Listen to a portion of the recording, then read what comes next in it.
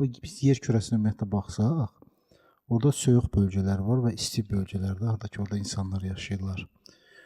Mənim belə baxanda vizual olaraq da, yəni həm insanların ümumiyyətlə yaşayış səviyyəsi, hər bir şeyə baxanda baxıram ki,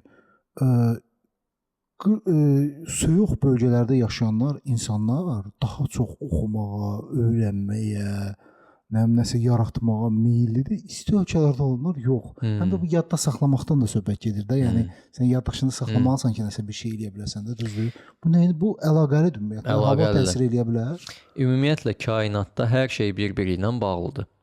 Einsteynin də dediyi birlik qanunu var da ki, biz hər birimiz bütövün bir parçasıyıq, hər şey bir-biri ilə bağlantılıdır. Lorenzin kəpənək effekti kimi.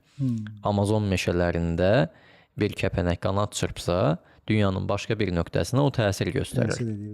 Həyatda hər şey bir-biri ilə əlaqəlidir və bağlantılıdır. Şimalda yaşayan bir insanın, soyuqda yaşayan bir insanın bacarığı ilə cənubda yaşayanınki dəyişir.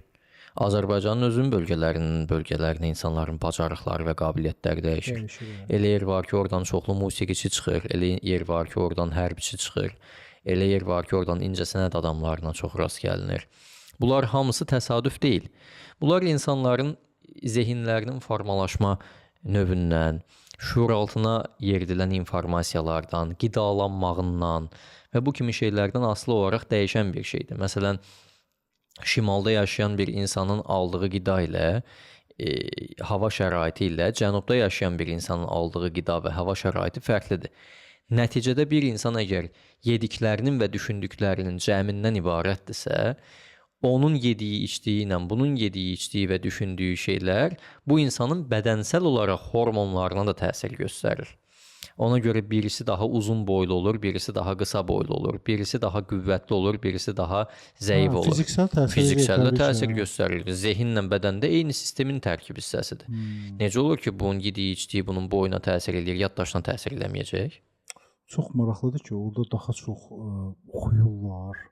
Məsələn, belə deyim də, yaddaş yaxşı olur. Mən hətta müqayisə üçün, yəni belə götürsək də, mən demirəm, kimsə o oxumaq və yaxud da yaddaşı yaxşı olsa, bu ağıllıdır, o ağıllı deyil. Belə müqayisə eləmirəm onları. Sadəcə o demək istəyirəm ki, yəni hətta həyat səviyyəsində də təsir edir. Əlbəttə ki, əlbəttə.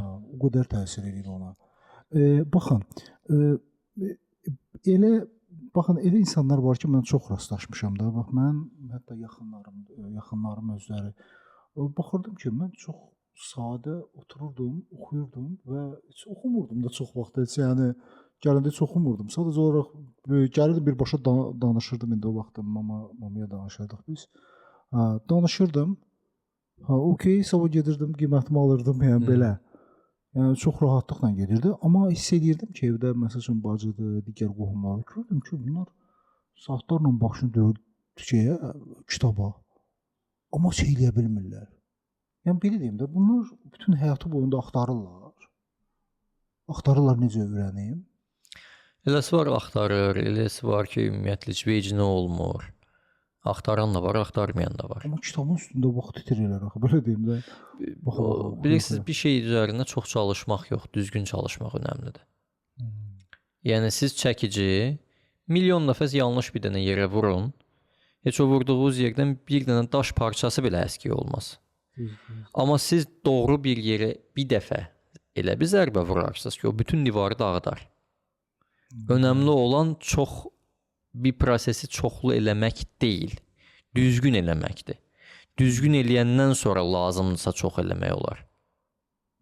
Müşahim bəy, baxın, siz keçən dəfə bir 20 sözdən ibarət bir dənə qəşəng bir texnika öyrətmişdiniz. Əslində mən izləyicilərə buradan müraciət etmək istəyirəm. Kim əgər yoxlayıbsa, onu ümumiyyətlə neçə sözü yadda saxlayıbsa, bizdə şərhlərdə qeyd eləsin.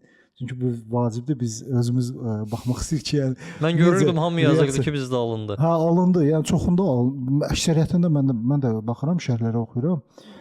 Görürəm ki, həqiqətən insanlarda alınır. Deməli belə çıxır ki, yəni çox adam özü də bilmədən duyğulardan istifadə edərək məlumatı saxlayırmış. Bəziləri isə bütün həyatı boyu axtarır ki, görüm mən necə yadımda saxlayım da, nə etməliyəm. Bəlkə də qıraqdan bir şey axtarır ki, sən necə yadda Bu saxlamalı. da insanların müxtəlif davranış qəlbindən asılı olaraq dəyişən bir şeydir. Elə insan var ki, daim axtarışdadır. Elə insan var ki, daim gözləmədədir. Elə insan var ki, daim çalışır. Elə insan var ki, daim gözləyir ki, uğur gəlsin, xoşbəxtlik gəlsin, məni tapsın. Elə insan var, daim axtarışdadır ki, görəsən uğur hardadır, görəsən xoşbəxtlik hardadır. Elə insan da var ki, daim çalışır ki, xoşbəxtliyə, uğura, sevgiyə nail olsun.